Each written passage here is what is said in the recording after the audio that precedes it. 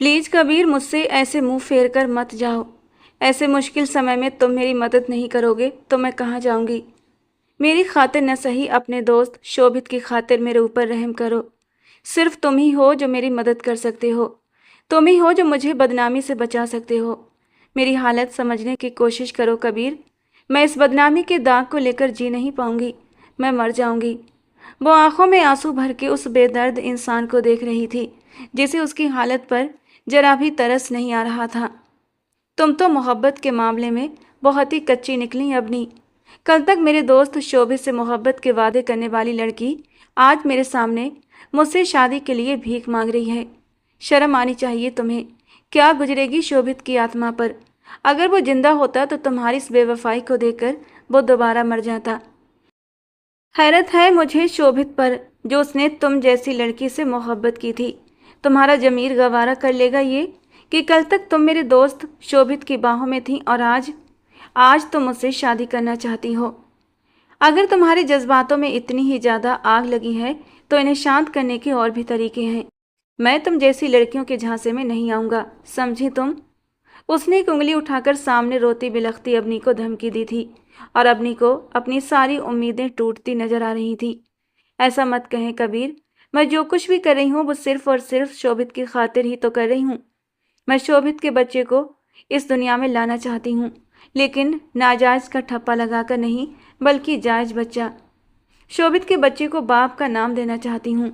ये तो तुम भी अच्छी तरह जानते हो कि शादी से पहले लड़की माँ बन जाए तो उसके बच्चे को ये समाज नहीं अपनाता। मैं मानती हूँ मुझसे गलती हुई, लेकिन मुझे क्या पता था शोभित मुझे इस तरह बीच मझधार में छोड़कर चला जाएगा। हमने छुपकर शादी कर ली थी और सबके सामने भी हम जल्दी ही शादी करने वाले थे, लेकिन उससे पहले ही शोभित की जिंदगी की डोर टूट गई और उसकी निशानी अब मेरे पेट में पल रही है। मैं तुमसे वादा करती हूँ कि 1 साल के अंदर अंदर तुम्हारी जिंदगी से निकल जाऊंगी। रोते रोते वो उसके कदमों में बैठ चुकी थी और कबीर जल्दी से 2 कदम पीछे हटा था। उसे खुद भी समझ नहीं आ रहा था वो करे तो क्या करे।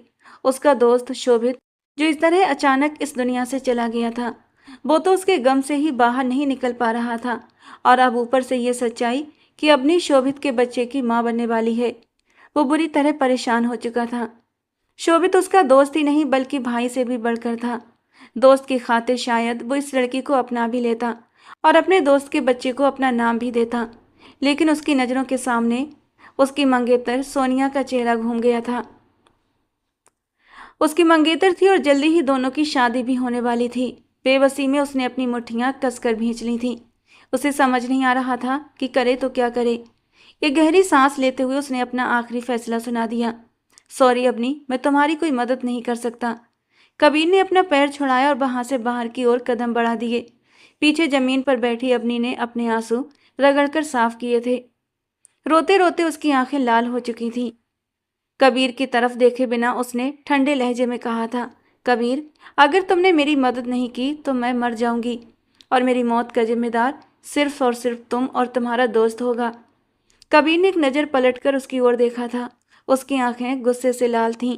वो लंबे लंबे डग भरता उसके पास आया और एक झटके से उसके बाजू पकड़कर खींचकर अपने सामने खड़ा किया था, और फिर उसका मुंह दबोचते हुए गुस्से से बोला, मैडम अवनी, रातें रंगीन आप किसी और के साथ करें और धमकियां आप मुझे दें, ऐसा तो नहीं चलेगा। और जहां तक तुम्हारे मरने का सवाल है तो मुझे कोई फर्क नहीं पड़ता, बल्कि तुम्हें तो बहुत पहले मर जाना चाहिए था। जब शोभित इस दुनिया में नहीं है तो तुम उसके बिना जीकर क्या करोगी, वो भी इस पाप की गठरी को लेकर। उसने एक तिरस्कार भरी नज़र उसके पेट पर डाली थी और अपनी तड़प उठी थी। क्या मेरे मरने से तुम्हें वाकई कोई फर्क नहीं पड़ेगा? वो अब उसकी आंखों में देख रही थी। एक लम्हे के लिए वो डगमगाया, मगर अगले ही पल खुद पर काबू पाते हुए कहा, हाँ, मुझे कोई फर्क नहीं पड़ेगा। ये कहकर वो वहां से चला गया। मत भूलो कि मेरे साथ साथ शोभित का ये बच्चा भी मर जाएगा। वो चीखी और अपने घुटनों पर सिर रखकर फूट फूट कर रोने लगी। उसे समझ नहीं आ रहा था कि वो क्या करे। उसे अपनी जिंदगी से नफरत महसूस हो रही थी। कबीर, जो इससे इतनी सख्त बातें सुनाकर बाहर निकल गया था, खुद को शांत करने की भरपूर कोशिश करने लगा, लेकिन एक अजीब सी बेचैनी उसके तन मन में भरी हुई थी। अवनी की आंसू भरी गुलाबी आंखें उसकी नज़रों के सामने से हट नहीं रही थीं। वो खुद को लाख समझाने की कोशिश कर रहा था। वो शोभित की मोहब्बत है, मैं कैसे उसे अपनी ज़िंदगी में शामिल कर सकता हूँ। लेकिन फिर अवनी की मजबूरी का सोचकर उसके दिलो दिमाग में एक बेचैनी भरने लगती थी। क्यों शोभित, क्यों किया तुमने ऐसा? क्यों कुछ कमज़ोर से पलों में बहकर अपनी निशानी उस लड़की के वजूद में छोड़कर चले गए? काश तुमने उसके साथ पूरे समाज के सामने शादी की होती, तो आज मेरी आत्मा पर यूं बोझ न पड़ता। वो बाहर गाड़ी से टेक लगाए बुरी तरह बेचैन हो रहा था। बालों को मुट्ठी में फंसाता सरदर्द कम करने की कोशिश कर रहा था। एक गहरी सांस लेते हुए उसने अपने कदम दोबारा कमरे की ओर बढ़ाए थे, जहां बैठी अवनी रो रही थी। कबीर सपाट चेहरा लिए कमरे के अंदर दाखिल हुआ था। उसके चेहरे के भाव काफ़ी हद तक बेहतर हो चुके थे, या फिर उसने खुद को संभाल लिया था और आगे आने वाले हालातों के लिए खुद को तैयार भी कर लिया था। वो सवालिया नज़रों से उसके चेहरे की ओर देखने लगी। बेवजह ही अवनी की आंखों में उम्मीद की एक नई किरण चमकने लगी थी, और उसकी आंखों की चमकती जोत देखकर कबीर का दिल सिमट गया था। वो इस लड़की को कोई उम्मीद देना नहीं चाहता था। वो जानता था ये पहले से ही टूटी हुई है। मजबूरी में बस उसकी मदद तो कर सकता था, लेकिन उसकी ज़िंदगी में खुशियों के रंग नहीं भर सकता था, क्योंकि वो सोनिया से मोहब्बत करता था, अपनी मंगेतर से, और जल्दी ही दोनों की शादी भी होने वाली थी। लेकिन फिलहाल इंसानियत के नाते वो इस लड़की की मदद भी करना चाहता था। और फिर एक फैसला करते हुए वो दोबारा कमरे में आया था। अवनी की आंखों में चमकती उम्मीद की किरण देखकर उसने अपनी नजरें चुराई थीं। मैं तुमसे शादी करने के लिए तैयार हूँ। और अवनी तो जैसे जी उठी थी, जल्दी से अपने आंसू पोंछते हुए उसके सामने आई थी। आप सच कह रहे हैं? मैं आपका ये एहसान कभी नहीं भूलूंगी। उसकी इतनी खुशी देखकर कबीर को दुख हुआ था। सामने खड़ी लड़की वाकई बहुत मासूम थी। पता नहीं वो शोभित जैसे जुनूनी और जिद्दी लड़के से मोहब्बत कैसे कर बैठी थी, यहाँ तक कि उसके साथ सारी हदें भी पार कर दी थी। और ये ख्याल आते ही उसे फिर से अवनी पर गुस्सा आया था। चलो, शोभित तो मर्द था, लेकिन अवनी को अपनी मर्यादा नहीं लागनी चाहिए थी। शादी से पहले ही बच्चा। उसने एक बार फिर गुस्से से अवनी को घूरा था, और अवनी ने जल्दी से अपनी नज़रें झुका लीं। ज़्यादा खुश होने की ज़रूरत नहीं है। ये सिर्फ एक कॉन्ट्रैक्ट मैरिज होगी, जो सिर्फ 1 साल तक चलेगी। इस दौरान मुझसे किसी भी तरह के अच्छे बर्ताव की उम्मीद मत रखना, और ना कभी मेरे करीब आने की कोशिश करना, और ना कभी मुझसे ये उम्मीद रखना कि मैं तुम्हें हक दूंगा। शादी के बाद तुम अलग रूम में रहोगी और मैं अलग रूम में। जैसे ही बच्चा पैदा होगा, ये कॉन्ट्रैक्ट मैरिज ख़त्म हो जाएगी, और तुम अपने रास्ते, मैं अपने रास्ते। वो नहीं जानता था कि वो उसकी मदद क्यों कर रहा है। अगर उसे वाकई इस लड़की से कोई दिलचस्पी नहीं थी, अगर वाकई वो उससे नफरत करता था, तो उसे अवनी की बात नज़रअंदाज कर देनी चाहिए थी। लेकिन वो उसकी मदद कर रहा था। अवनी ने खुशी से अपने आंसू पोंछे और फीका सा मुस्कुराते हुए कहने लगी, मुझे पता था, मुझे यकीन था कि तुम मुझे इस मुश्किल वक्त में अकेला नहीं छोड़ोगे। Thank you so much Kabir. वो उसकी तरफ बढ़ी थी, शायद खुशी के मारे उससे लिपट जाना चाहती थी कि कबीर ने हाथ उठाकर उसे रुकने का इशारा किया। खुद पर कंट्रोल करना सीखो लड़की। तुम्हारी इसी जल्दबाजी की वजह से शायद तुम्हारे और शोभित के बीच ये सब कुछ हुआ होगा।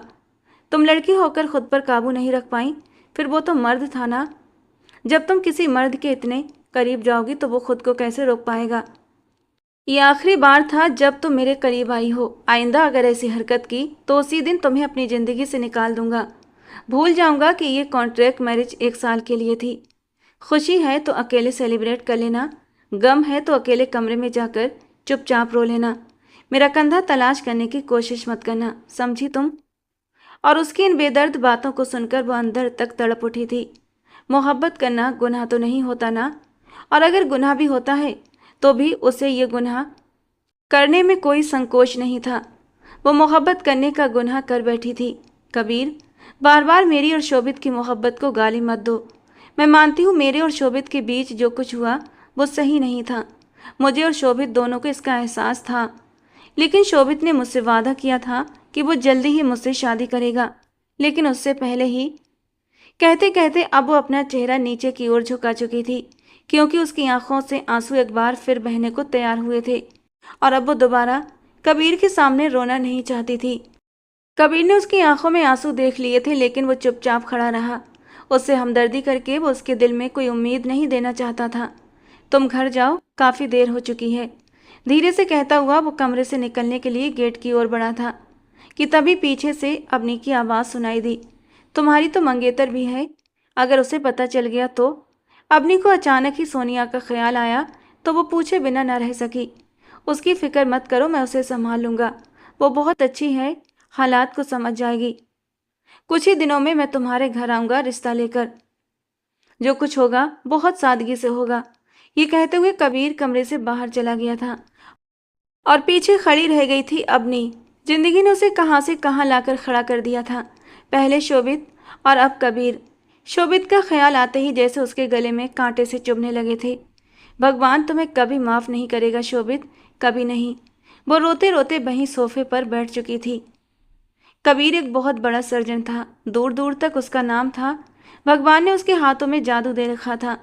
जिस मरीज को भी देखता था उसे नई जिंदगी मिल जाती थी, और ये सब करके कबीर को बेहद खुशी महसूस होती थी। इस दुनिया में उसका कोई अपना नहीं था, क्योंकि उसके माँ बाप का 1 साल पहले ही एक कार एक्सीडेंट में देहांत हो चुका था। कुछ टाइम पहले उसने एक बिजनेसमैन की बेटी सोनिया से सगाई की थी। शोभित से उसकी दोस्ती यूनिवर्सिटी में हुई थी। 3 साल का साथ रहा था दोनों का। दोनों दो जिस्म और एक जान बन चुके थे।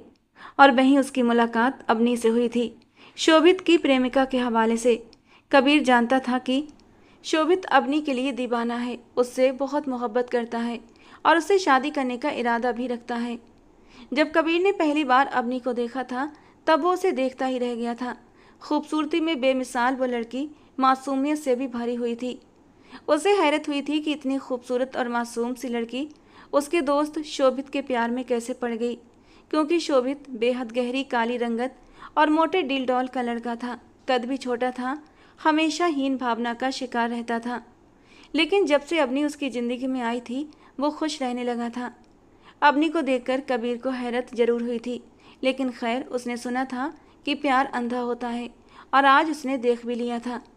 धीरे धीरे शोभित की वजह से अवनी से भी उसकी बातचीत हो जाती थी, लेकिन कभी कभी वो बहुत ज़्यादा उलझ जाया करता था, क्योंकि जब भी वो शोभित और अवनी के साथ होता उसे ऐसा लगता जैसे अवनी शोभित के साथ कंफर्टेबल नहीं है। उसकी आंखों में एक डर, एक बेचैनी होती जो शायद वो किसी से कह नहीं पाती थी। कबीर को देखकर उसकी आंखों में एक हल्की सी चमक उभरती थी, मगर शोभित की वजह से उसने कभी भी अवनी से फ्रेंडली होने की कोशिश नहीं की थी। उसने कभी सोचा भी नहीं था कि वो अब इन हालातों में इस लड़की से मिलेगा। शोभित की मौत हादसाती थी, सबको ही उसकी मौत का बहुत गम था। कबीर तो शोभित की मौत से टूट कर रह गया था। एक वही तो इकलौता सहारा था उसका, जिससे वो अपने सुख दुख शेयर कर लिया करता था। पर जब अवनी ने उसे बताया कि वो शोभित के बच्चे की माँ बनने वाली है तो उसके सर पर जैसे पहाड़ टूट पड़ा था। कितनी ही देर तक वो अवनी को आंखें फाड़े देखता रह गया था। वो छोटी सी लड़की जिसकी उम्र मुश्किल से 19-20 साल होगी, वो अपनी सारी हदें पार कर गई थी। पहली बार उसे अवनी से घिन महसूस हुई थी। कबीर पूरी रात उस लड़की के बारे में सोचता रहा। उसके सिर में तेज दर्द होने लगा था। मैं आखिर क्यों उस लड़की की तरफ झुक रहा हूँ? मैं क्यों उसकी मदद कर रहा हूँ, जबकि मैं जानता हूँ वो लड़की गलत है। अपने माँ बाप की इज्जत किसी गैर मर्द की बाहों में लुटाकर वो उसके बच्चे की माँ बनने वाली थी। इसके बावजूद भी मैं उस लड़की की मदद क्यों कर रहा हूँ? बल्कि उस लड़की को तो सज़ा मिलनी चाहिए, और मैं हूँ कि उसकी मदद कर रहा हूँ। क्यों, आखिर क्यों? क्यों मेरा दिल उसे रोते हुए नहीं देख पाया? अब वो अपने बाल जोर जोर से खींचने लगा। ये लड़की मुझे पागल कर देगी। उसने जोर से सारा सामान ड्रेसिंग टेबल से नीचे गिरा दिया था। कांच टूटने की आवाज़ सुनकर गार्ड तेजी से कमरे में दाखिल हुआ था। कबीर ने उसे गुस्से से घूरा तो वो उसी तेजी से कमरे से बाहर निकल गया। शायद शोभित की वजह से। शोभित मेरा जान से प्यारा दोस्त था, और मैं नहीं चाहता कि उसके प्यार को, अवनी को, उसके बच्चे को तकलीफ हो। शायद इसीलिए उसने खुद को समझाया था। अवनी के पापा मनोज जी डॉक्टर कबीर सिंघानिया को पहले से जानते थे।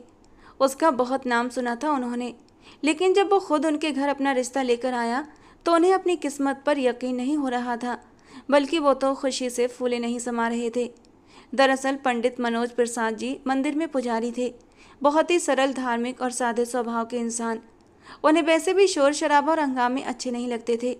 जब कबीर ने उन्हें कहा कि वो सादगी से मंदिर में 7 फेरे लेकर अवनी को अपनाना चाहता है, बिना किसी तामझाम के तो मनोज प्रसाद जी की आंखों में संतोष उतर आया। उन्हें तसल्ली हुई थी, चलो उनकी बेटी अब सम्मान और पूरे संस्कारों के साथ अपने नए जीवन की शुरुआत करेगी। एक हफ्ते के भीतर ही कबीर ने उसके साथ पूरे विधि विधान से विवाह कर लिया था और उसे अपने घर सिंघानिया हवेली ले आया। जब वो उस महल जैसे घर में पहली बार कदम रख रही थी तो उसकी आंखें हैरानी से खुली की खुली रह गईं। शोभित के मुंह से उसने कभी सुना था कि कबीर बहुत अमीर है, उसका घर किसी राजा के महल के जैसा है, लेकिन उसने इस बात को मजाक समझा था। उसे लगा था शायद कोई आम सा बड़ा सा घर होगा, लेकिन ये तो वाकई में किसी राजमहल से कम नहीं था, भव्य, शांत और बेहद खूबसूरत।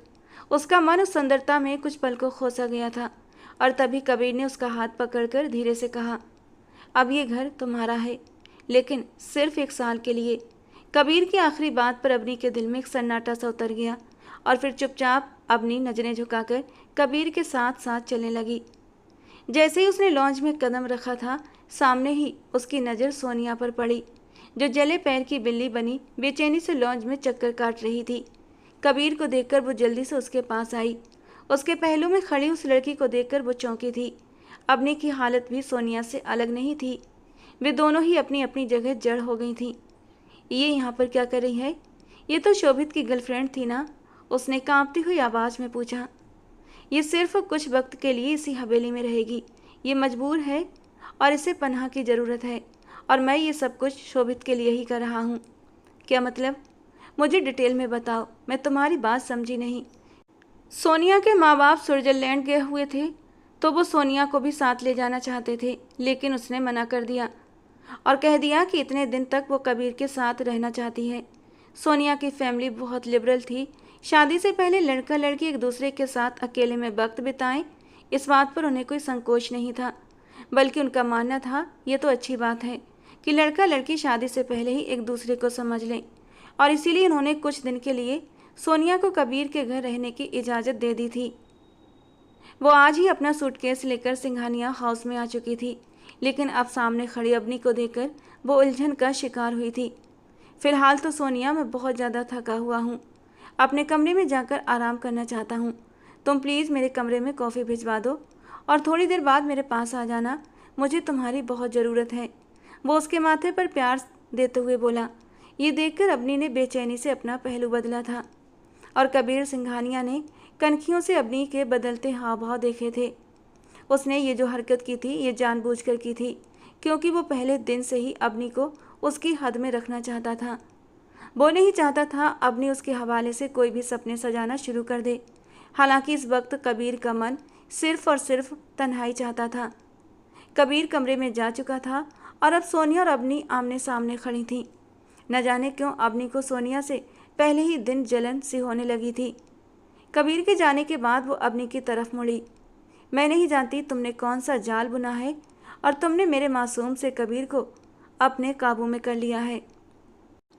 अगर तुम्हें दौलत चाहिए तो तुम मुझे बता दो, मैं अभी और इसी वक्त पूरे 5 करोड़ रुपये तुम्हारे अकाउंट में ट्रांसफ़र कर दूंगी। लेकिन मेरे कबीर पर गंदी नज़र रखने की सोचना भी मत, तुम्हारी आंखें निकाल लूँगी मैं। सोनिया ने उंगली उठाकर उसे वार्निंग दी थी। उसकी लालच देने पर अवनी धीरे से बोली, मुझे पैसों की ज़रूरत नहीं है, मैं पैसों की भूखी नहीं हूँ। कबीर ने आपको कहा है ना कि वो आपको कुछ समय बाद सब कुछ बताएंगे, तो आप प्लीज़ थोड़ा सा इंतज़ार करें। ये कहकर वो वहाँ से जाने लगी थी कि सोनिया ने कसकर उसका बाजू पकड़ लिया और झटकते हुए कहा, तुम आखिर खुद को समझती क्या हो? तुम्हारी औकात क्या है? तुम एक मामूली से आदमी की बेटी हो जिसकी तनख्वाह इतनी कम है कि वो मुश्किल से 2 वक्त की रोटी अपने बच्चों को खिला सकता है। मैं अच्छे से जानती हूँ कि तुम्हारे इरादे नेक नहीं हैं। 2-4 झूठे आंसू बहाकर तुमने कबीर के दिल में हमदर्दी तो पैदा कर ली और तुम यहाँ तक पहुँच भी गई हो, मगर मैं तुम्हें कबीर के दिल तक कभी भी पहुँचने नहीं दूंगी। इसी हफ्ते मैं कबीर से शादी करूँगी और ये खबर पूरे मीडिया में धूमधाम से फैलेगी। इस शादी के बाद सबसे पहले मैं तुम्हें इस घर से धक्के मार कर निकालूंगी। आप कोशिश करके देख लें, हो सकता है आप कामयाब भी हो जाएं। वो अपने होठों पर दिल जला देने वाली मुस्कान सजाते हुए बोली। सोमना, कबीर नौकरानी को बुलाता हुआ कमरे से बाहर निकला। इस लड़की को इसका कमरा दिखा दो और इसे समझा दो कि इसे यहाँ किस तरह से रहना है। कबीर ने अवनी की तरफ इशारा करते हुए अपनी नौकरानी को समझाया तो वो तेजी से हाँ में सर हिलाने लगी। यार सोनिया, अब आ भी जाओ। मैं तुम्हारा कितनी देर से कमरे में इंतजार कर रहा हूँ। मेरे सिर में तेज दर्द हो रहा है। जब तक तुम मेरे सिर को नहीं दबाओगी मुझे सुकून नहीं मिलेगा।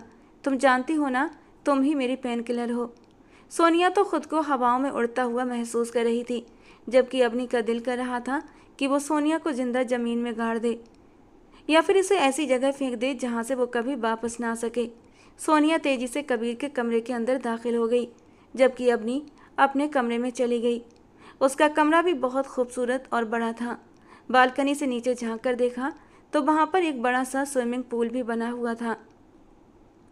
स्विमिंग पूल को देखकर उसका दिल जोर जोर से धड़कने लगा। अतीत का एक हादसा उसकी आंखों के सामने घूमने लगा था। उसकी तबीयत अचानक ही खराब होने लगी, सांसें बुरी तरह फूलने लगीं। जब वो पहली बार शोभित से मिलने के लिए उसके घर गई थी तब वो बहुत ज़्यादा बेचैन हो रही थी। उसे शोभित से एक अजीब सी वाइब आ रही थी और डर भी लग रहा था। उस दिन शोभित उसे लेकर घर के पिछले हिस्से की तरफ गया जहाँ एक स्विमिंग पूल बना हुआ था। मैंने सुना है कि मेरी जान को स्विमिंग बहुत पसंद है, शोभित ने उसे छेड़ते हुए कहा। नहीं शोभित, ऐसी कोई बात नहीं, मुझे स्विमिंग बिल्कुल भी पसंद नहीं, उसने जल्दी से इनकार किया। मगर मुझे तो अच्छी लगती है और मैं चाहता हूँ कि तुम्हें भी आनी चाहिए। ये कहकर उसने उस डरपोक सी लड़की को पानी में धक्का दे दिया। वो अच्छे से जानता था कि अवनी को तैरना नहीं आता। अब वो आराम से घुटनों के बल बैठा उसे डूबता हुआ देख रहा था। शोभित प्लीज़ मेरी मदद करो, मैं डूब रही हूँ, उसने चिल्लाते हुए कहा। वो जोर जोर से पानी में हाथ पैर मार रही थी मगर पानी काफ़ी गहरा था। मेरी जान, जरा सी कोशिश करो, हो सकता है तुम जिंदा बच जाओ, वो उसे दिल जला देने वाली मुस्कान के साथ देखता हुआ बोला। अवनी ने उस दिन मौत को बहुत करीब से देखा था। बड़ी मुश्किल से हाथ पैर मारकर वो साइड तक पहुंची थी और बाहर निकलकर गहरे गहरे सांस लेने लगी। तुम एक नंबर के घटिया इंसान हो, मैं सोच भी नहीं सकती थी कि तुम इस हद तक गिर जाओगे, वो उसे देखकर गुस्से से बोली, जबकि वो उसकी बातों को नज़रअंदाज करता हुआ उसके वजूद को घूर रहा था। भीगने की वजह से उसके शरीर के सारे नक्श उभर कर सामने आ गए थे। वो अब खुद को टॉवल से रगड़कर साफ कर रही थी, जबकि शोभित तो उसके खूबसूरत वजूद में डूबने लगा था। उसका मन बहकने लगा था। वो धीरे से चलता हुआ उसके करीब आया था और फिर शोभित ने उसके कंधे पर हाथ रखा।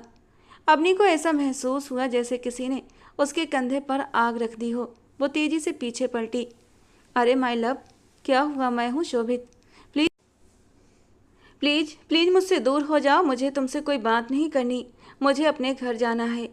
मेरी जान, अगर इस हालत में तुम्हें बाहर भेजा तो हर किसी की नज़र तुम पर उठेगी और मेरे अलावा तुम्हें कोई और देखे ये मुझे बिल्कुल भी गवारा नहीं। वो उसके होठों से पानी की बूंद अपनी उंगली के पोरे से हटाते हुए बोला था और वो बेधक कर पीछे हटी थी। उसे शोभित का स्पर्श बिल्कुल भी अच्छा नहीं लग रहा था। तुम तो ऐसे बिधक रही हो जैसे मैं तुम्हें करंट मार रहा हूँ, लेकिन आज तुम्हारी सारी गलतियों को माफ़ करता हूँ। वो उसके खूबसूरत वजूद को अपनी नज़रों में भरते हुए बोला था।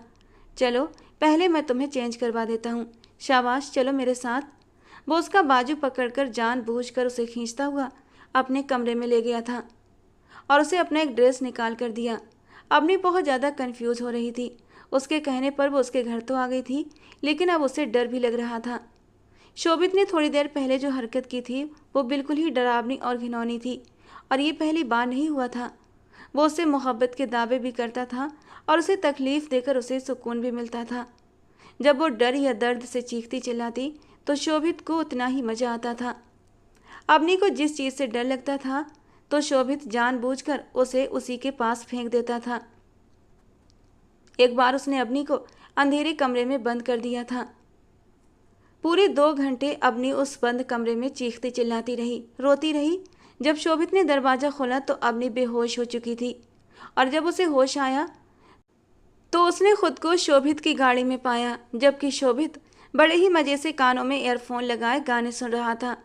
उसने मुश्किल से खुद को संभालते हुए इधर उधर नज़र दौड़ाई थी। ये उसका हॉस्टल ही था। उसने शोभित को आवाज़ लगानी चाहिए लेकिन वो खामोश हो गई और फिर बिना कुछ कहे दरवाज़ा खोलकर वो बाहर उतर आई थी और फिर हॉस्टल के अंदर चली गई। शोभित ने उसे जाता हुआ देखा था और उसके लबों पर एक हल्की सी मुस्कान आ गई थी। पता नहीं उसे ये सब करके क्या सुकून मिलता था। शायद उसके अंदर की हीन भावना थी जो ये सब करने पर उसे मजबूर करती थी। जब अवनी उसके साथ होती तो लोग उन दोनों को अजीब सी नज़रों से देखते थे, क्योंकि अवनी जितनी ही खूबसूरत थी, शोभित उतना ही कुरूप था। कोई कोई तो उनके मुंह पर भी कह देता, हूर के पहलू में लंगूर। और उसी दिन वो अवनी को सजा देता था नए नए तरीकों से। शोभित बहुत ही अजीब तरीके का एक जुनूनी इंसान था और उसकी मोहब्बत भी उतनी ही पागलपन भरी थी। उसकी पर्सनालिटी ऐसी थी कि पल में कुछ और तो पल में कुछ और। वो अवनी को टॉर्चर करता और उसी में सुकून महसूस करता था। शोभित पहले सेमेस्टर से ही उसके पीछे पड़ा हुआ था। उसने अवनी से दोस्ती करने की हर मुमकिन कोशिश की थी, यहाँ तक कि उसके लिए उसने अपनी जान को भी जोखिम में डाल दिया था। हुआ कुछ यूँ था कि अवनी को यूनिवर्सिटी में पढ़ने वाले एक लड़के ने छेड़ दिया था, और छेड़ने वाला लड़का भूपेंद्र भी कोई आम इंसान नहीं था, बल्कि वो भी एक बहुत बड़ा गुंडा ही था। और जब भूपेंद्र ने अवनी को छेड़ा तो शोभित उससे भिड़ गया था। उसे इतना मारा कि उसका सर फट गया था। और फिर अगले ही दिन यूनिवर्सिटी के बाहर भूपेंद्र ने अपने लड़कों के साथ मिलकर शोभित पर जानलेवा हमला किया था। हालांकि बाद में शोभित ने अपने पापा से कहकर भूपेंद्र को पुलिस के हवाले करवा दिया था, लेकिन वो उस वक्त बहुत जख्मी हो गया था। चाकू उसके पेट में लगा था। डॉक्टर तो मायूस भी हो गए थे, लेकिन भगवान का चमत्कार हुआ था कि शोभित बच गया था। और तभी से अवनी का दिल उसकी तरफ से नरम पड़ गया था। लेकिन जैसे जैसे दिन गुजरते जा रहे थे, अवनी को अफसोस होने लगा था कि उसने शोभित को पहचानने में गलती कर दी। वो बहुत जुनूनी था। अवनी को सिर्फ अपने तक सीमित रखना चाहता था। वो किसी से बात कर लेती, ये शोभित को पसंद नहीं था। यहाँ तक कि शोभित ने तो उसकी लड़कियों से दोस्ती भी ख़त्म करवा दी थी। धीरे धीरे अवनी अब शोभित के साथ एक कैद जैसा महसूस करने लगी थी। उसके दोस्तों में एक कबीर भी था, शांत मिजाज, संजीदा स्वभाव और सिर्फ अपने काम से काम रखने वाला। अवनी का दिल कबीर की पर्सनालिटी में अटकने लगा था। उसके बात करने का अंदाज, उसका प्यार भरा व्यवहार अवनी को बहुत पसंद था। एक दिन उसने बातों बातों में शोभित के सामने कबीर की तारीफ कर दी थी और शोभित ने गुस्से में आकर उसका मुंह दबोच लिया था। आइंदा तुम्हारे मुंह से मैं किसी और की तारीफ ना सुनूं। कहना क्या चाहती हो कि मैं बदसूरत हूँ और कबीर हैंडसम, यही कहना चाहती हो ना तुम? जबकि अपनी नाम में सर हिला रही थी। उसकी पकड़ उसके गालों पर मजबूत होती जा रही थी और दर्द से अवनी का बुरा हाल हुआ था। उसने शोभित को धक्का देते हुए खुद को छुड़ाया था। समय के साथ अवनी को एहसास होने लगा कि वो एक नंबर का पागल और साइको टाइप का इंसान है, जो उसे बस तकलीफ देने के लिए अपनी ज़िंदगी में लाया। अवनी उसके चंगुल से निकलना चाहती थी, मगर अब कोई रास्ता नहीं बचा था। उसने खुद ही अपने लिए सारे रास्ते बंद कर लिए थे। अब तो उनकी डिग्री भी ख़त्म हो चुकी थी। कबीर एक बहुत अच्छा सर्जन बनना चाहता था और अपने सपने को पूरा करने के लिए वो जी जान से लगा हुआ था, जबकि शोभित अपने पापा का बिजनेस संभालना चाहता था। दोनों अपनी अपनी पढ़ाई पूरी करके यूनिवर्सिटी से निकल चुके थे। अवनी ने भी एक मल्टीनेशनल कंपनी में नौकरी की, तो शोभित ने वहाँ से भी उसे निकलवा दिया। ना वो उसे शादी करने के लिए रिश्ता भेज रहा था और ना ही उसे किसी के अधीन काम करने दे रहा था और ना ही अपनी कंपनी में जगह दे रहा था। अवनी को समझ नहीं आ रहा था कि शोभित उससे आखिर चाहता क्या है। कभी कभी तो उसे लगता कि वो सिर्फ उसे तकलीफ देकर अपनी खुद की ईगो को तसल्ली देता है। एक दिन वो उसे लेकर लॉन्ग ड्राइव पर गया था और यह भी उसकी जिद पर ही हुआ था। अवनी ने तो लाख मना किया, लाख उसे समझाया, शोभित मैं नहीं आ सकती, प्लीज़ समझो। लेकिन वो तो जैसे सुन ही नहीं रहा था। उसकी आवाज़ में धमकी थी, अवनी अगर अभी इसी वक्त तुम मुझसे मिलने नहीं आई तो मैं तुम्हारे घर पहुंच जाऊंगा और सबको हमारे रिश्ते के बारे में बता दूंगा। ये सुनकर अवनी का दिल जोर जोर से धड़कने लगा था। वो डर गई थी। समाज, परिवार, सबके सामने उसकी इज्जत दांव पर थी। कांपते दिल से वो उसके बताए हुए लोकेशन पर पहुंच चुकी थी। शोभित बहुत तेज ड्राइव कर रहा था, हवाओं से बातें करता हुआ, जैसे उसे ज़िंदगी से नहीं मौत से प्यार हो गया हो। अवनी घबराई हुई थी। शोभित प्लीज़ धीरे चलाओ, मुझे डर लग रहा है। उसकी आवाज़ में एक कपकपी थी। उसका चेहरा एकदम पीला पड़ चुका था, होंठ सूख गए थे और आंखों में साफ डर दिखाई दे रहा था। लेकिन शोभित के अंदर का शैतान जैसे और भी जाग उठा। वो हंसा एक खौफनाक मुस्कान के साथ। डर लग रहा है और डराऊं तुम्हें? उसने स्पीड और भी तेज कर दी। गाड़ी उड़ती हुई सी लग रही थी। सामने से ट्रक आता दिखा तो अपनी चीख पड़ी, रुको रुको शोभित प्लीज़। हमें मार दोगी तुम।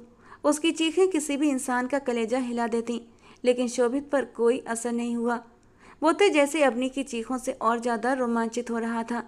हर मोड़ पर गाड़ी फिसलने को होती और फिर किसी तरह संभलती। एक दो बार तो बहुत ही नज़दीक से एक्सीडेंट टला। मुझे घर जाना है, गाड़ी रोको। अब की बार अवनी की आंखों में आंसू बहने लगे थे। लेकिन तभी अचानक एक मोड़ पर गाड़ी का बैलेंस बिगड़ गया। पहिए फिसले और गाड़ी तेजी से सड़क से नीचे उतरती चली गई। शोभित अवनी की चीख आसमान को चीरती हुई निकली और अगले ही पल गाड़ी एक बड़े से पेड़ से टकरा गई। जोरदार धमाका हुआ, धूल का गुबार उठा और सब कुछ थम सा गया। अवनी बेहोश हो चुकी थी। उसके माथे से खून बह रहा था, लेकिन भगवान ने उसे बचाया न था और उसे बचा लिया। शायद उसकी तकदीर में अभी बहुत कुछ लिखा था। वहीं शोभित की तरफ का दरवाज़ा खुला और उसका शरीर गाड़ी से बाहर जा गिरा, सीधा खाई में। शरीर लहूलुहान हुआ था।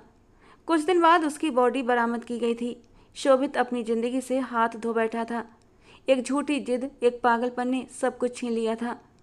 अवनी की आंखों में अब भी वो सीन ताज़ा था। गूंजती हुई उसकी आवाज़ें, प्लीज़ धीरे चलाओ, मुझे डर लग रहा है। अब हर रात उसे नींद से जगा देती थीं ये आवाज़ें। लेकिन उसकी मौत की खबर सुनकर सबसे ज़्यादा राहत अवनी को हुई थी। उसका बस चलता तो पूरी दुनिया में मिठाई बांट देती। लेकिन एक और राज सामने आने से वो बुरी तरह टूट चुकी थी। जब उसे इस बात का एहसास हुआ तो वो बहुत रोई थी। बंद कमरे में तड़प तड़प कर रोई थी। क्यों भगवान जी, क्यों क्यों किया ऐसा? क्यों मुझे ये ज़िंदगी भर का दर्द दे दिया? ये मोहब्बत इतनी बेदर्द क्यों होती है? जिसे हम पाना चाहते हैं वो हमसे इतना दूर क्यों होता है? वो रोते हुए भगवान से शिकवा कर रही थी।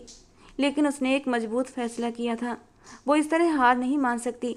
अपनी ज़िंदगी में खुशियाँ भरने का हक हर किसी को होता है और उसने फैसला कर लिया कि मैं भी अपनी ज़िंदगी में खुशियों के रंग भरूंगी। आखिरी दम तक अपनी खुशियों के लिए जंग करूंगी। वो खुदगर्ज हो गई थी, ये सोचे बिना कि कबीर की एक मंगेतर भी है और वो उससे मोहब्बत करता है और जल्दी ही उससे शादी भी करने वाला है। लेकिन अपनी खुदगर्जी में वो कबीर से शादी करने का फैसला कर चुकी थी और किसी तरह वो कबीर को शादी के लिए मना भी चुकी थी और आज कबीर की पत्नी बन भी चुकी थी।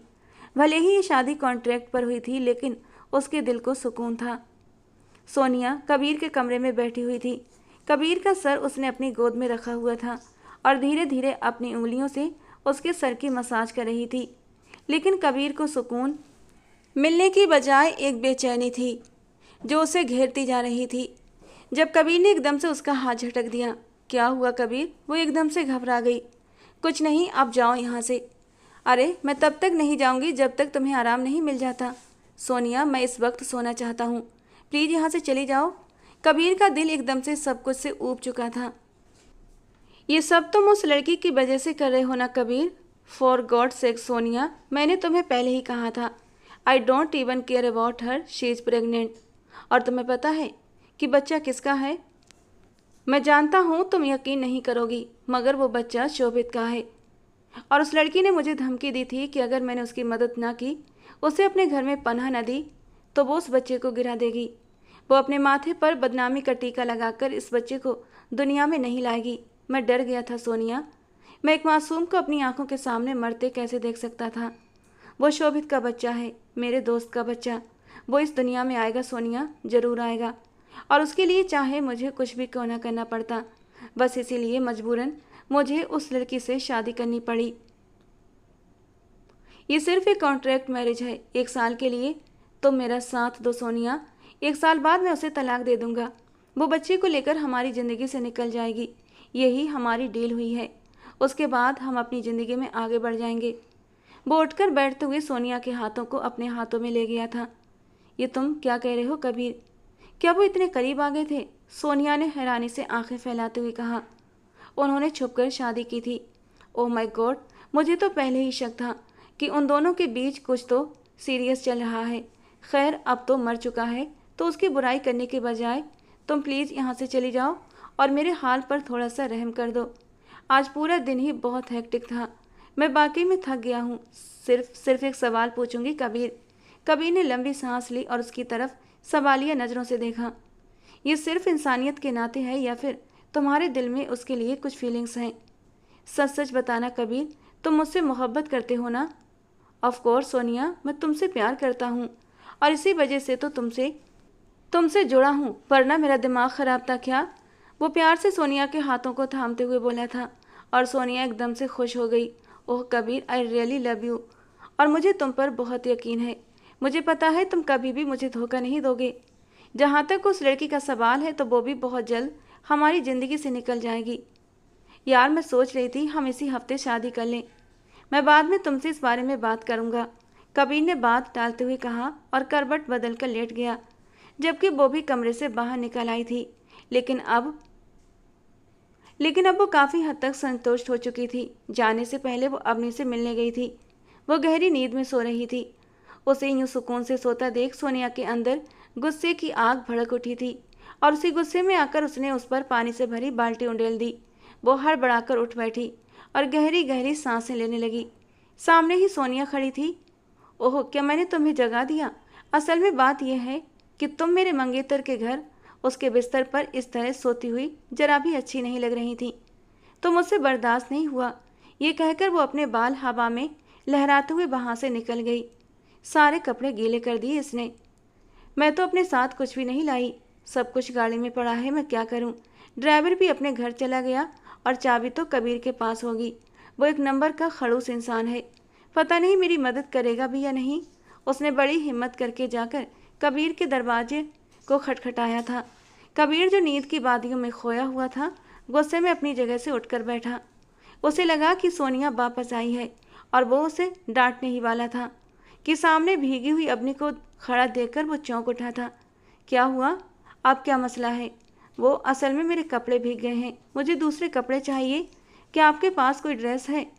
अगर नहाने का इतना ही शौक है तो प्रॉपर तरीके से नहाओ। ये कौन सा तरीका है नहाने का? मैं नहाई नहीं हूँ, सोनिया ने मुझ पर पानी गिरा दिया।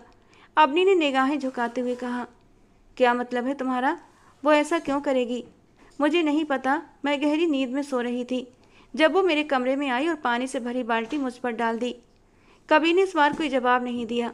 उसने एक टी शर्ट और एक ट्राउजर चुपचाप उसके हवाले कर दिया।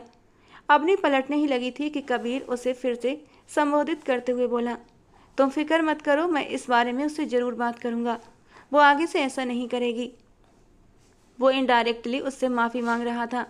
अवनी मुस्कुराते हुए अपने कमरे में चली आई। कपड़े बदल कर वो छोटे बच्चों की तरह उछल रही थी और बेड पर कूद रही थी। वो कबीर के बस जरा से अपनेपन के एहसास पर ही खुश हो गई थी। कबीर, जो कि उसकी बोझ देने के लिए उसके कमरे में आया था, उसे यूं बच्चों की तरह बेड पर उछलता देखकर एकदम हैरान रह गया और फिर उसे डांटते हुए बोला, अरे लड़की, पागल तो नहीं हो गई हो? तुम्हारे बच्चे को नुकसान पहुंच सकता है। ये सुनकर अवनी घबरा गई थी। उसने पीछे मुड़कर देखा तो कबीर खड़ा था, उसके हाथ में अवनी की बोझ थी। आई एम सॉरी, उसने शर्मिंदा होते हुए कहा। कोई बात नहीं, लेकिन प्लीज़ इस बच्चे का ख्याल रखो। मैं चाहता हूँ कि तुम इसे दुनिया में लेकर आओ। अगर ये इस दुनिया में आया तो आप मुझे तलाक दे देंगे ना? न जाने क्यों उसकी ज़बान फिसल गई थी। जी, क्योंकि हम दोनों के बीच यही बात तय हुई है। कबीर ने उसे याद दिलाया और तेज़ी से कमरे से बाहर निकल गया। सोनिया अगले दिन अपना बोरिया बिस्तर लेकर कबीर के घर आ गई थी। मैंने डिसाइड किया है, जब तक हमारी शादी नहीं हो जाती तब तक मैं परमानेंट यहीं रहूँगी। पहले वो सिर्फ दिन में कबीर के साथ रहती थी, लेकिन अब परमानेंट वाली बात सुनकर कबीर भी परेशान हुआ था। तुम पागल तो नहीं हो गई हो? कुछ भी समझ लो, लेकिन मैं तुम्हें उस लड़की के साथ अकेला नहीं छोड़ सकती। सोनिया, मैं कोई छोटा बच्चा नहीं हूँ और ना ही कॉलेज का कोई इनमेच्योर लड़का हूँ जो जज्बात में बहक जाऊँ। फिर भी मर्द का क्या भरोसा? क्या तुम मुझे ऐसा वैसा समझती हो? Come on Sonia, you know कि आई बिलीव यू।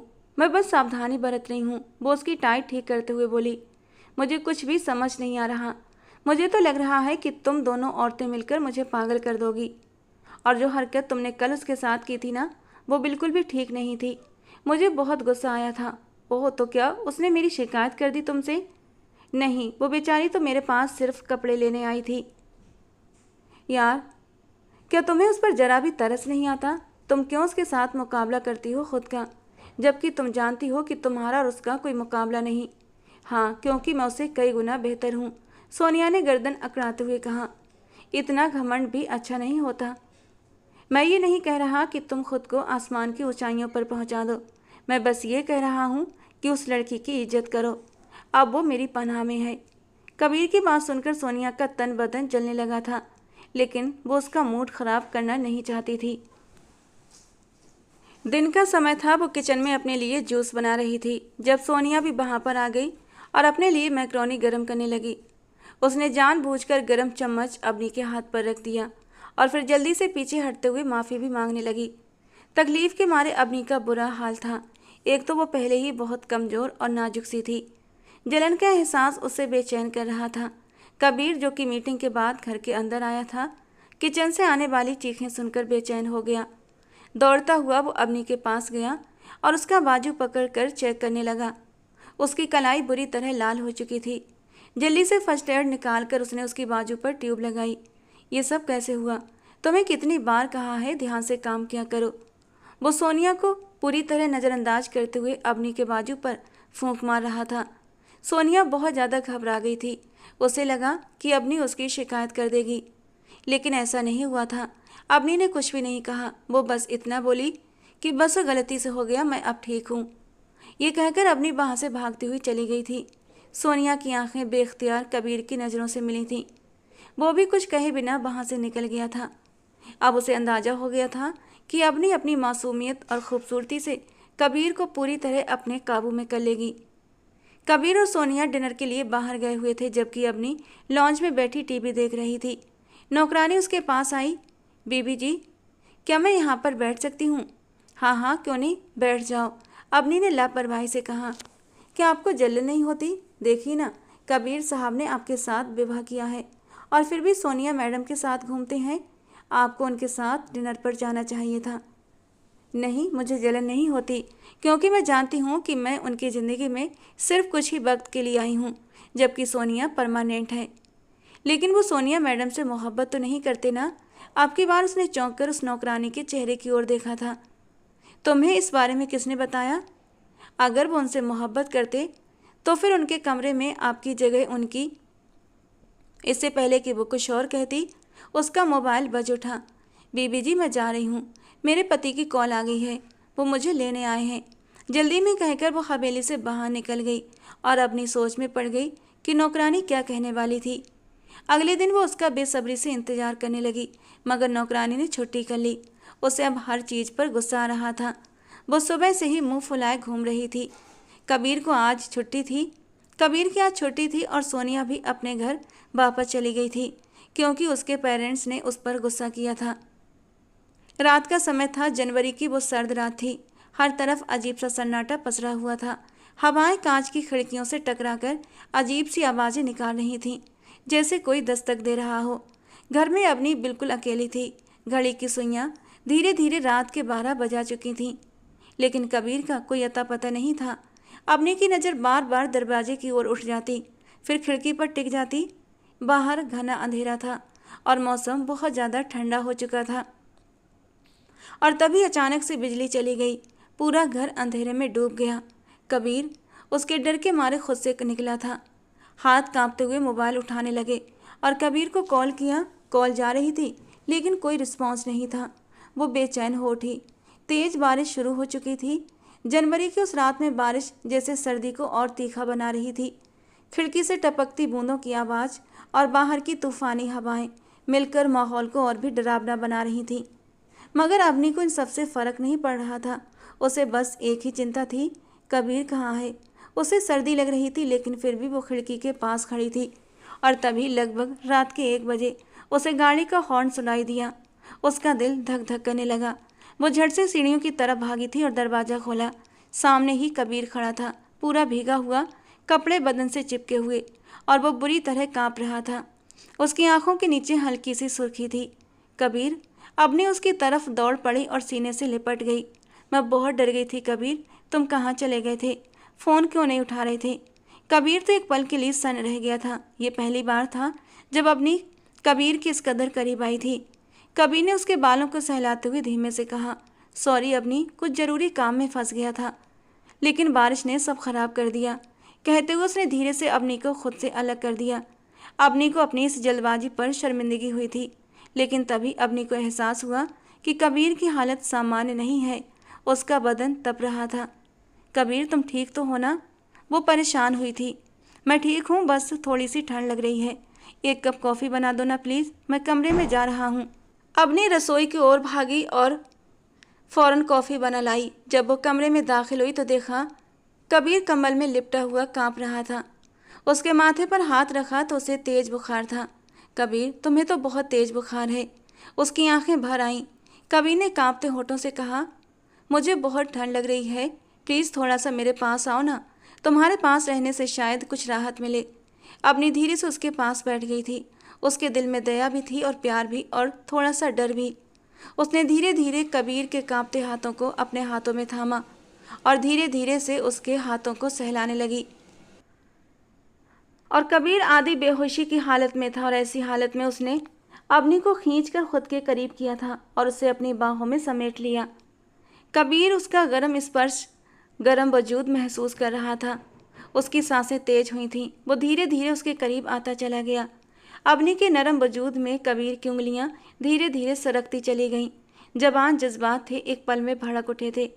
न अवनी ने खुद को संभाला और न कबीर ने। दोनों जज्बात की रौ में बह चुके थे और कबीर के दहकते हुए होंठ जब अवनी के नरम वजूद पर पड़े तो उसकी सांसें गहरी हुई थीं। वो कबीर को रोक देना चाहती थी, लेकिन ये कैसे मुमकिन था?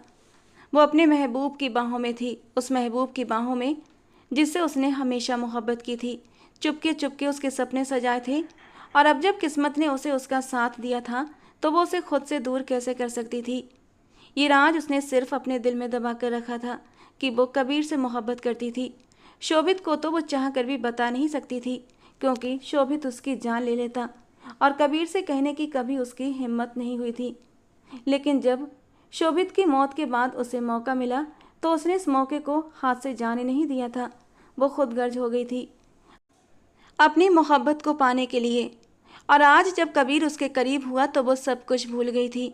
धीरे धीरे वो उसकी आगोश में सिमटती चली गई और अपने नरम होठों से अपने महबूब को धीरे से छू लिया। एक सुकून की लहर उतरी थी उसके पूरे वजूद में। वो उसकी साड़ी को हटाता उसकी डोरियां भी खोल चुका था। उसकी नरम धड़कनों में अपना चेहरा छुपाता वो धीरे धीरे मदहोश होने लगा था। अवनी ने कोई विरोध नहीं किया। पहली बार उसने कबीर को इतना पास महसूस किया था। जज्बातों से लबरेज, नरम, बेबस, वो भी उसकी बाहों में खोने लगी। ठंडी रात में बुखार में तपते जिस्म के बीच मोहब्बत की एक अलिखित जुबान जन्म ले रही थी। धीरे धीरे उनके जज्बात तेज होते चले गए। सांसों की रफ्तारें बदलने लगीं और फिर एक लम्हा ऐसा आया जब दोनों हर हद पार कर गए। जो रिश्ता अब तक सिर्फ नाम का था वो अब वजूद की गहराई तक उतर चुका था। रात बहुत धीमी बीती थी और सुबह की हल्की रोशनी जब कमरे में उतरी तो कबीर की आंख खुली। वो कुछ देर तक यूं ही लेटा रहा, फिर माथा पकड़ते हुए उठा। कुछ अजीब सा सपना देखा, उसने धीरे से अपने मन ही मन में बड़बड़ाया था। वो कुछ याद करने की कोशिश कर रहा था, लेकिन पूरा कुछ भी याद नहीं आ रहा था। वही अधूरी सी तस्वीरें, आधे अधूरे स्पर्श, फुसफुसाती आवाज़ें और कुछ मदहोशी भरी सिसकियाँ। उसने बगल में देखा, अवनी चुपचाप बैठी थी, आंखों में गहरी खामोशी, लेकिन होठों पर एक सुकून भरी मुस्कान। उसे उठता देख वो जल्दी से उसके करीब आई थी। अब आपकी तबीयत कैसी है? रात बहुत तेज बुखार था आपको, वो उसका हाथ थामते हुए बोली थी, जबकि कबीर ने झट से अपना हाथ पीछे खींच लिया था। आप फ्रेश हो जाएं, मैं आपके लिए नाश्ता बनवाती हूँ। वो कमरे से बाहर जा चुकी थी और कबीर आंखें बंद करते हुए फिर से आधे अधूरे पलों को याद करने लगा था। उसके रग रग में अब तक खुमारी भरी हुई थी और उसे अपनी हालत पर हैरत हो रही थी। शाम का समय था। अवनी बाग में फूलों से बैठी बातें कर रही थी जब कबीर दरवाजे पर जाकर खड़ा हो गया और मुस्कुराते हुए उसे देखने लगा। वो बहुत मासूम सी थी। कबीर की ज़िंदगी में आकर तो पहले से कहीं हसीन हो गई थी। कबीर एकटक उसे देखे जा रहा था और अवनी उसकी मुस्कान से पूरी तरह अनजान थी। ये नज़ारा बहुत खूबसूरत था। जैसे ही सोनिया घर के अंदर दाखिल हुई, उसने कबीर को मुस्कुराते हुए देखा तो उसका तन बदन जल उठा। दूसरी तरफ अवनी पूरी तरह अनजान थी कि कबीर उसे देखकर मुस्कुरा रहा है। कहीं तुम्हें वाकई उससे मोहब्बत तो नहीं हो गई? ऐसा तो नहीं कबीर साहब, आपने अपने आप से किया हुआ वादा भुला दिया और मुझसे बेवफाई का इरादा कर लिया। सोनिया की आवाज़ सुनकर कबीर ने निगाहें उठाई तो वो उसके बिल्कुल पास खड़ी थी। सोनिया, तुम कब आई? जब आप उस लड़की को बड़ी ही मुस्कुराते हो गौर से देख रहे थे। तुम पागल तो नहीं हो गई हो? मैं तो इसलिए खुश था कि वो जिंदगी की ओर लौटने लगी है, वरना तुम जानती हो शोभित के जाने के बाद उसकी क्या हालत हुई थी। कहकर वो अंदर जाने लगा कि सोनिया ने उसका बाजू पकड़ लिया और दो टूक अंदाज में बोली, अगर उस लड़की ने हमारे बीच आने की कोशिश की तो मैं सच कहती हूँ, मैं उसे जान से मार दूंगी। वो लड़की हमारे बीच नहीं आ रही सोनिया, तुम खुद उसे जानबूझकर ला रही हो बीच में। मैं बेवकूफ़ नहीं हूँ, मुझे सब कुछ दिखाई देता है कबीर, कि तुमसे ज़्यादा मैं अब दिन ब दिन उसकी तरफ झुकने लगे हो। मुझे लगता है तुमने मुझे सिर्फ अपने झूठे वादों में बांध रखा है। मैंने तुमसे वादा किया है तो ऑफकोर्स तुमसे ही शादी करूंगा सोनिया, लेकिन अब इस बात पर कोई और बहस मत करना, वरना मेरा दिमाग घूम जाएगा। और तुम जानती हो, जब मैं आउट ऑफ कंट्रोल हो जाता हूँ तो फिर किसी की भी नहीं सुनता। बाजू झटकता हुआ वो लॉन्ज में चला गया और सोनिया गुस्से से अवनी को घूरने लगी। तुम्हें रास्ते से हटाना बहुत ज़रूरी है अवनी। और उसे ये मौका जल्दी ही मिल गया था। एक दिन सीढ़ियाँ उतरते वक्त सोनिया ने अवनी को धक्का दे दिया। वो अपना संतुलन न संभाल सकी और सीढ़ियों से गिर पड़ी। उसके सिर में गहरी चोट आई थी और उसकी चीखें पूरी हवेली में गूंज उठीं। अपना काम निपटाकर सोनिया भागती हुई अपने कमरे में चली गई। कबीर जो अंदर ही था, उसकी चीखें सुनकर भागता हुआ बाहर आया। सामने ही अवनी खून में लथपथ पड़ी थी। वो दौड़कर उसके पास गया। अवनी का पहले ही बहुत ज़्यादा खून बह चुका था। कबीर को उसकी जान के साथ साथ उसके पेट में पड़ रहे बच्चे की भी फिक्र होने लगी थी। वो उसे बाहों में उठाकर अस्पताल भागा था। इसी वक्त इमरजेंसी रूम में उसे ले लिया गया था और कबीर बेचैनी से बाहर चक्कर काट रहा था। थोड़ी देर बाद डॉक्टर बाहर निकला तो कबीर ने घबरा कर पूछा, डॉक्टर वो कैसी है? भगवान की कृपा है कि उनकी जान बच गई है और उनका बच्चा भी बिल्कुल सही है, वरना इतनी अर्ली प्रेगनेंसी, मतलब सिर्फ 3 हफ्ते की प्रेगनेंसी, इस कंडीशन में सेफ रहे नामुमकिन है। Early pregnancy? कबीर हैरान हुआ था। उनकी शादी को पूरे 3 महीने हो चुके थे और शादी के वक्त कम से कम अवनी 2 महीने की तो प्रेग्नेंट होगी ही, यानी 5 महीने की प्रेगनेंसी थी उसकी, और डॉक्टर कह रहा था कि सिर्फ 3 हफ्ते की प्रेगनेंसी है। ये आप क्या कह रहे हैं डॉक्टर? आपको शायद गलतफहमी हुई है। वो 3 हफ्ते की नहीं बल्कि समथिंग 5 महीने की प्रेग्नेंट है। ऐसा कुछ भी नहीं है मिस्टर कबीर, आपकी वाइफ 3 हफ्ते की ही प्रेग्नेंट है। रिपोर्ट साफ है। डॉक्टर ने रिपोर्ट कबीर के हाथ में थमा दी और कबीर आंखें फाड़े उस रिपोर्ट को देख रहा था। ये सब क्या था उसे समझ नहीं आ रहा था। जहाँ तक उनकी सेहत का सवाल है, आप बेफिक्र रहें, 1 हफ्ते तक उनका ध्यान रखना, वो पूरी तरह ठीक हो जाएंगी। आप अब उन्हें अपने घर लेकर जा सकते हैं, बस थोड़ी सी कागजी कार्रवाई रह गई है, वो पूरी कर लें। डॉक्टर ये कहकर कबीर का कंधा थपथपाता हुआ चला गया, जबकि कबीर हैरानी में डूबा हुआ था। वो गुस्से से तमतमा उठा था। वो तो सोच भी नहीं सकता था कि अवनी उसे इतना बड़ा झूठ बोलेगी। तो क्या उसने मुझसे झूठ बोला? लेकिन क्यों? क्या ये सब उसने मेरी ज़िंदगी में शामिल होने के लिए किया था? उसी वक्त उसने अवनी से कोई सवाल नहीं किया और उसे हवेली वापस ले आया, क्योंकि उसकी हालत पहले से बहुत नाजुक थी। वो अपने कमरे में जा रहा था कि उसे नौकरानी की आवाज़ सुनाई दी, साहब जी, मुझे आपको कुछ ज़रूरी बातें बतानी हैं। हाँ बोलो, मैं सुन रहा हूँ। साहब जी, सोनिया जी ने जानबूझकर बीबी जी को धक्का दिया था। वो पहले भी उन पर जुल्म कर चुकी हैं, अक्सर उनका हाथ जला देती हैं, उनसे अपने कमरे की सफाई भी करवाती हैं। ये कहकर वो चुप हो गई थी, जबकि कबीर को बहुत ज़्यादा हैरत हुई थी सोनिया के इस व्यवहार पर। वो अब अपनी से 2 टूक बात करने का फैसला कर चुका था। उसी शाम वो उसके पास गया। तुम शोभित के बच्चे की माँ बनने वाली नहीं थी, लेकिन इसके बावजूद भी तुमने ये इतना बड़ा झूठ क्यों बोला था? ये सुनकर वो एकदम से गड़बड़ा गई। उसका पोल खुल गया था। लेकिन तुम प्रेग्नेंट हो और वो बच्चा मेरा है, कबीर ने चबा चबा कर कहा था। उस रात जब मैं बारिश में भीगकर बुखार में तपता हुआ घर आया था, हमारे बीच सब कुछ हुआ था ना? सच कह रहा हूँ ना मैं? बोलो अवनी, चुप क्यों हो? वो गुस्से से उसे झकझोरते हुए बोला था और उसकी पलकों से आंसू टूट कर गिरे थे। अब मुझसे कोई भी झूठ मत बोलना अवनी। अवनी ने एक गहरी सांस ली और उसकी आंखों से आंसू फिसल पड़े। मैं पहले सेमेस्टर से ही आपको पसंद करती थी और आपसे ही शादी करना चाहती थी, मगर शोभित मेरी जान का अजाब बन गया था। वो मुझे दर्द देता, तकलीफ देता, मुझे टॉर्चर करता था। वो एक साइको इंसान था, लेकिन उसके बावजूद भी वो एक बार भी मेरे करीब नहीं आया था। हाँ, कई बार उसने कोशिश की थी, लेकिन मैंने उसके कदम रोक दिए थे। मेरी इज्जत सेफ थी, लेकिन मेरी जान उसके साथ सेफ नहीं थी। फिर जब शोभित की मौत हुई तो मेरे दिमाग में ये ख्याल आया कि इस बहाने से मैं अपने पसंदीदा इंसान के साथ कुछ वक्त गुजार सकूंगी। आपने 1 साल के लिए मुझसे कॉन्ट्रैक्ट मैरिज की थी। मैंने सोचा था मैं कुछ समय तक आपके साथ रहूंगी, और रही बात शोभित के बच्चे की, जो था ही नहीं, तो मैं बहाना कर दूंगी कि बच्चा खुद ही गिर गया। लेकिन उस रात जब आप मेरे करीब आए तो मैं खुद को रोक नहीं पाई और हमारे बीच सब कुछ हो गया। मुझे माफ़ कर दो। मैं हमेशा हमेशा के लिए आपकी लाइफ में आना नहीं चाहती थी, बस कुछ हसीन पल अपने साथ लेकर आपकी ज़िंदगी से चली जाती। लेकिन उससे पहले ही मेरी हकीकत आप पर खुल गई। और कबीर हैरत से उस लड़की को देख रहा था जो उससे इतनी मोहब्बत करती थी कि उसे पाने के लिए उसने खुद पर एक गंदा इल्ज़ाम लगा लिया था। वो चुपचाप अपने कमरे में लौट आया था। उसकी नज़र में अवनी ने जो कुछ किया गलत किया था। वो जानती थी कि मैं और सोनिया एक दूसरे को पसंद करते हैं, शादी भी करने वाले थे हम दोनों, और उसने हम दोनों को अलग करके अपने लिए खुशियाँ ढूंढ लीं। वो पूरी रात कमरे में बेचैनी से इधर से उधर चक्कर लगाता रहा और फिर उसने मोबाइल उठाया, सोनिया को एक मैसेज टाइप किया। हमें लगता है सोनिया, हमें अपनी राहें अलग कर लेनी चाहिए, क्योंकि अवनी शोभित के बच्चे की नहीं बल्कि मेरे बच्चे की माँ बनने वाली है। शोभित के बच्चे का उसने झूठ बोला था मुझे पाने के लिए, और अब मैं अपने बच्चे को नहीं छोड़ सकता। तुरंत ही सोनिया का रिप्लाई आया था, मैं खुद इस रिश्ते का बोझ ढोना नहीं चाहती कबीर, क्योंकि मैं अपने प्यार को बांट नहीं सकती, इसीलिए मैं खुद ही इस रिश्ते को ख़त्म करने वाली थी। कबीर के दिल पर एक बोझ था कि उसने सोनिया के साथ सही नहीं किया, लेकिन वो अपने बच्चे की वजह से मजबूर हो गया था। उसने अवनी को अपना लिया था सिर्फ और सिर्फ अपने बच्चे की खातिर।